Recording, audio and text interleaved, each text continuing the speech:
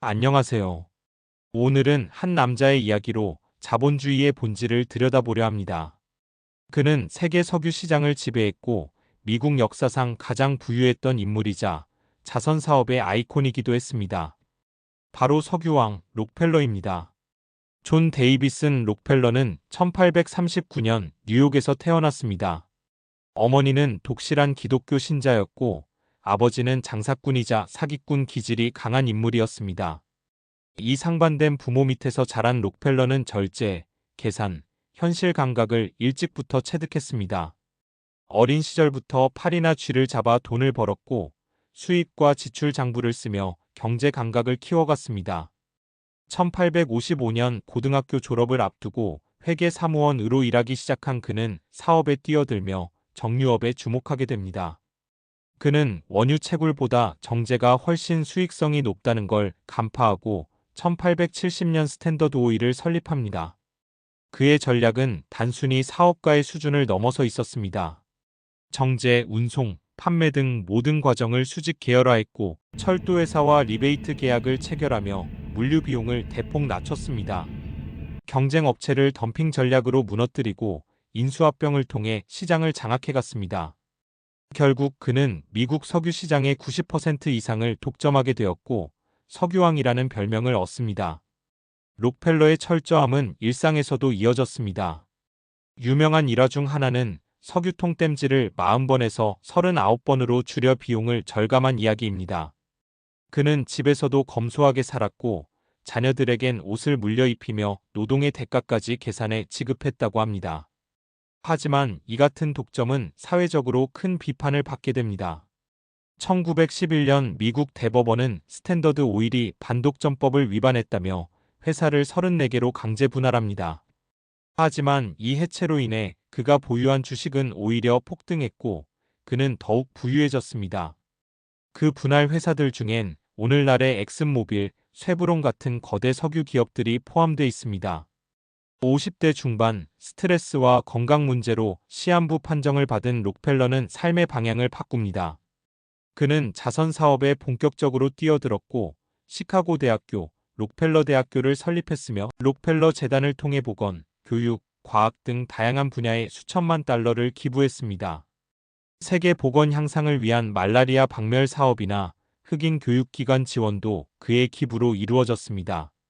그는 그 이후에도 40년을 더 살았고 1937년 97세의 나이로 세상을 떠납니다.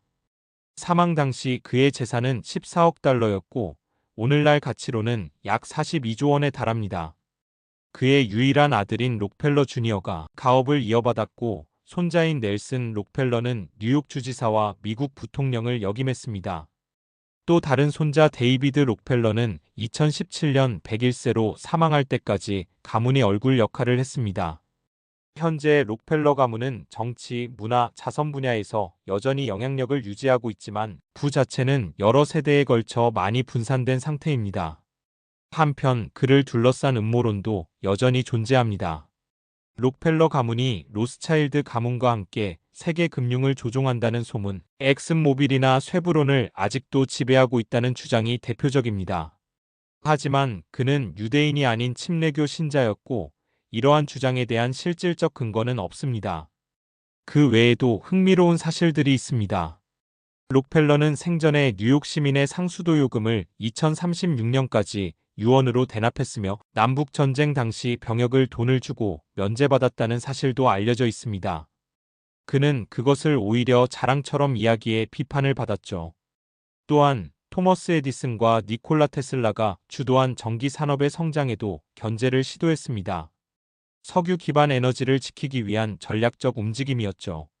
우리의 삶과 연결되는 재미있는 연결점이 하나 있는데 그것은 바로 우리나라 최초의 서양식 병원인 연세대학교 세브란스 병원입니다. 연세대학교 의료원의 이름인 세브란스 병원의 유래가 된 것은 루이 헨리 세브란스라는 바로 록펠러의 동업자이자 스탠더드 오일의 재무이사 때문입니다. 그는 후에 자신의 재산 기부로 조선에 병원을 세우게 되고 그것이 오늘날의 세브란스 병원으로 이어진 겁니다. 록펠러는 냉혹한 자본가이자 뛰어난 기획자 그리고 열정적인 자선가였습니다. 그는 석유 가격을 갤런당 6센트까지 낮추며 소비자 혜택을 늘렸고 품질을 표준화하며 석유 산업의 안정화를 이끌었습니다. 심지어 석유가 고래 기름을 대체함으로써 포경 산업을 위축시키는 환경적 효과도 만들어냈습니다. 그는 부의 상징이자 탐욕과 자선이 공존했던 인물입니다. 결국 그는 이런 질문을 던지게 만듭니다. 불안 무엇인가 그리고 그것을 어떻게 사용할 것인가. 오늘은 이렇게 자본주의의 얼굴, 석유로 세상을 지배한 남자 존 데이비슨 록펠러의 일생을 함께 살펴봤습니다. 시청해주셔서 감사합니다.